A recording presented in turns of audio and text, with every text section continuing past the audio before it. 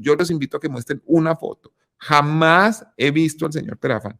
Y eso es algo que se seguirá repitiendo hasta el infinito y no por eso va a ser cierto. En esa retractación absurda, ridícula que sacó a medianoche, ahí el peso de la retractación no es, Daniel Coronel no es narcotraficante, es el señor Daniel Coronel me ha venido persiguiendo, etcétera, etcétera, etcétera. Soy víctima de este señor, pero en últimas debo decir que no es narcotraficante, ahí no hay absolutamente nada. Vamos con la siguiente pregunta. Don Álvaro González, ¿de dónde se comunica?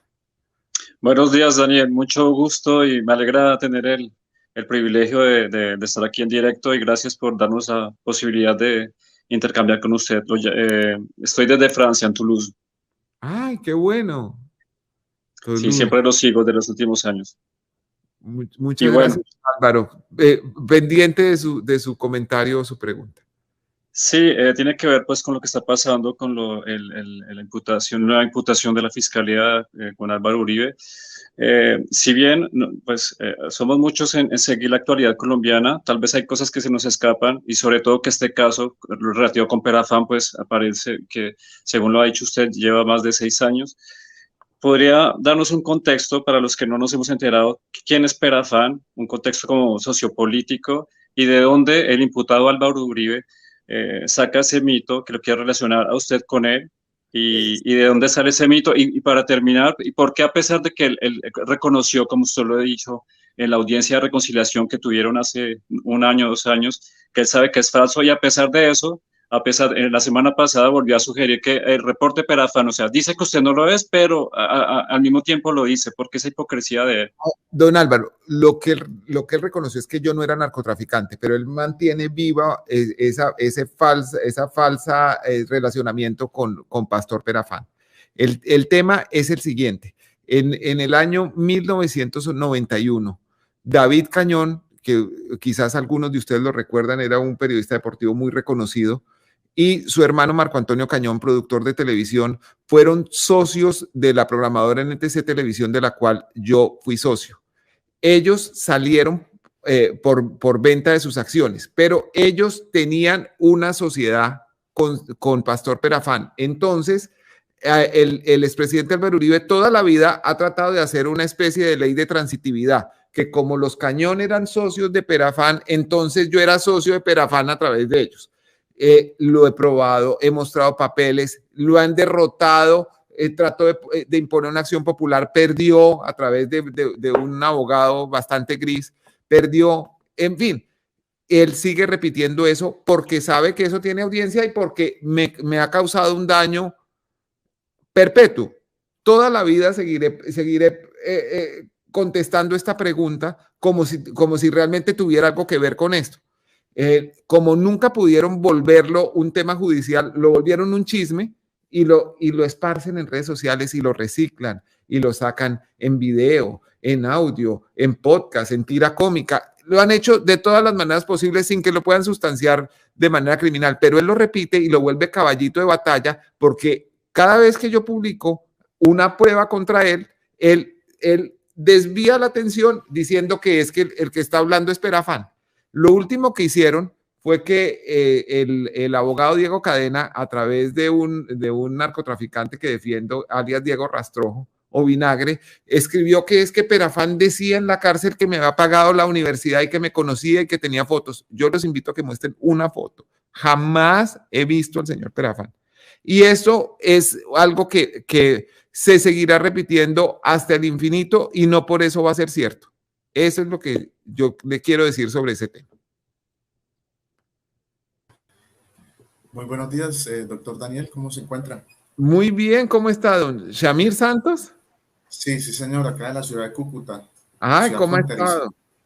Bien, muchas gracias. Don Daniel, quería hacerle 2 preguntitas. La primera, en cuanto a qué afectación tiene el incremento en el avalúo catastral frente al, digamos, la compra que ha prometido el gobierno nacional para el Fondo Nacional Ganadero FEDEGAN, para en este caso, pues para cumplir con el acuerdo de paz. Esa sería la primera pregunta. Y la segunda tiene relación en qué afectación cree usted que pueda tener el proceso penal una vez ya presentada el escrito de acusación contra el expresidente frente a una posible solicitud también de preclusión. Sí, señor. Yo creo que las dos preguntas nos puede ayudar a responderlas el doctor Montaña. Primero pregunta que si estas reconsideraciones del avalúo catastral, hoy hablamos del Valle del Cauca, pero pueden estar sucediendo cosas, pues no iguales, pero en el sentido de que hay aumentos o actualizaciones del avalúo catastral en otras zonas del país, si eso va a afectar las tierras que se planea comprarle a los afiliados a Fedegan.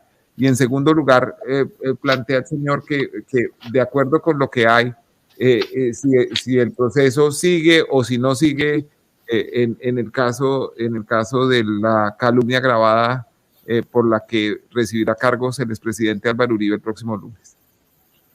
Bueno, sobre la primera pregunta, es muy importante que la gente tenga en cuenta que la Dirección Nacional de Planeación expidió el diciembre 30 de 2022 un decreto, el 2653, en desarrollo de una ley, la 1995, que fue expedida en el 2019, en donde establece claramente que ese nuevo avalúo catastral, ese incremento en los predios urbanos no podrá ser superior al 4.31% y en los rurales al 3%. Es decir, en esos parámetros es que se tiene que mover el incremento del avalúo catastral. Por eso es que lo que está sucediendo en el Valle del Cauca es un despropósito, es realmente un abuso de enormes proporciones y absolutamente ilegal. Entonces yo creo que habría que revisar ese decreto, lo invito a que lo consulte para que mire ahí las disposiciones que el gobierno nacional ha expedido en ese sentido. En relación con la segunda pregunta, yo quiero hacer un comentario y es el siguiente.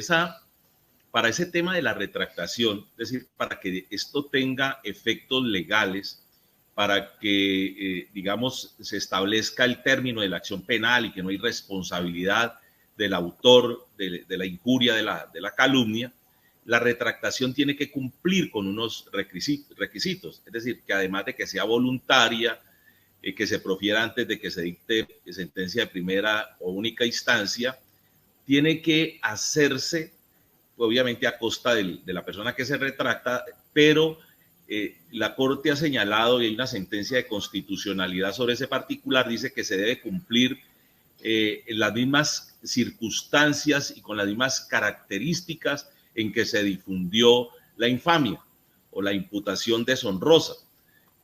Miren ustedes, cuando este señor Álvaro Uribe lanzó estas manifestaciones contra Daniel, hace unas manifestaciones en relación con su supuesta vinculación con un narcotraficante, con Perafam.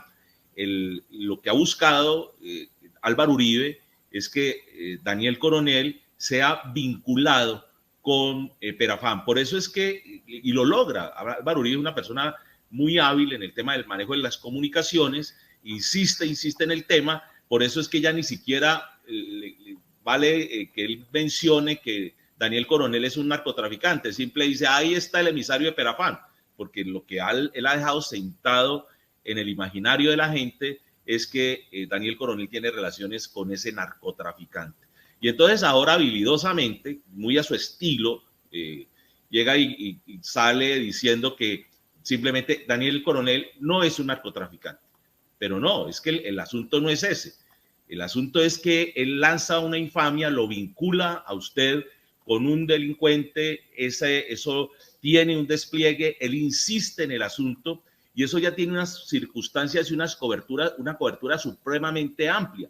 La retractación de él tiene que ser con suficiente claridad. Es una retractación que exige contexto, como lo ha venido planteando aquí la gente. Es decir, él tiene que explicar en su retractación qué fue lo que pasó, qué fue lo que él dijo, cuál fue la manifestación injuriosa que él señaló, por qué medios hizo esa manifestación injuriosa y después retractarse de la misma. Y esa manifestación de retractación tiene que estar desprovista de cualquier otro comentario, porque mire usted, en esa retractación absurda, ridícula que sacó a medianoche, ahí el peso de la retractación no es Daniel Coronel no es narcotraficante, es el señor Daniel Coronel me ha venido persiguiendo, etcétera, etcétera, soy víctima de este señor, pero en últimas debo decir que no es narcotraficante. Es decir, ahí no hay absolutamente nada. El mensaje no está dirigido a la retractación, sino el mensaje está dirigido a que quede en claro de que el señor Daniel Coronel ha venido persiguiendo injustamente a Álvaro Uribe Vélez. Es decir, esa retractación no tiene ningún valor de carácter jurídico. Aquí tiene una voz muy importante y eso es importante que lo tenga claro Daniel Coronel, que la víctima tiene aquí una vocería y tiene un protagonismo muy importante a la luz del nuevo sistema penal acusatorio. Inclusive en el capítulo relacionado con las formas de terminación anticipada del proceso, que habla de la justicia restaurativa, sienta las bases de lo que debe ser digamos, la actuación de las víctimas dentro del proceso. Aquí hay que consultarle a la víctima. ¿En qué términos plantea usted esa retractación? ¿Usted queda satisfecho con la misma? Y por supuesto, el primer reclamo que tiene que hacer Daniel Coronel, no señor, esa retractación tiene que ser suficientemente clara. Tiene que tener toda la claridad para que cualquier persona que escuche la retractación del señor Álvaro Uribe sepa de qué se trata. Porque eso que diga Daniel Coronel no es narcotraficante no quiere decir nada, porque él más adelante va a seguir insistiendo. El señor de Perafán, ahí no le está diciendo nada a Daniel Coronel, pero lo está vinculando de nuevo con ese delincuente. Ese era el comentario. Mil gracias, doctor Montaña. Vamos con otra pregunta. Don Rafael Navarro, ¿cómo está? ¿Desde dónde se comunica, don Rafael? Buenos días, don Daniel, ¿cómo está? Me comunico desde Bogotá. Bueno, bueno, en primer lugar, hay entidades del Estado que tienen un alto nivel de corrupción y con base en lo que se ha comentado sobre la posibilidad de impunidad en la Fiscalía General de la Nación, pues toca acudir a periodistas dignos que sabemos que también van a ser atacados. Entonces, mi primer mensaje es de fortaleza, porque necesitamos de un periodismo que implique la denuncia, que haga profundidad en lo que no hace la Fiscalía General de la Nación. Y la pregunta concreta es que se le explique al público por qué se considera que la Fiscalía General de la Nación no es una institución que garantice la lucha contra la impunidad en el país y favorezca intereses de personas determinadas como Álvaro Uribe. Sí, don Rafael, muchísimas gracias por comunicarse y gracias por su inquietud. Pues es que, digamos, quiero irme a los ejemplos prácticos. A pesar de las evidencias que existen, la Fiscalía presenta escrito solicitando la preclusión del caso contra el señor expresidente Álvaro Uribe. Una juez les contesta en 240 páginas que eso no se puede hacer, que deben complementar esto, y lo que hacen es volver a pedir una preclusión, además usando unos términos que no existen en el Código General del Proceso. En fin, el derecho siempre es usado a favor de Uribe y en contra de todos los demás. Eso pues demuestra que hay una falta absoluta de imparcialidad por parte de la Fiscalía.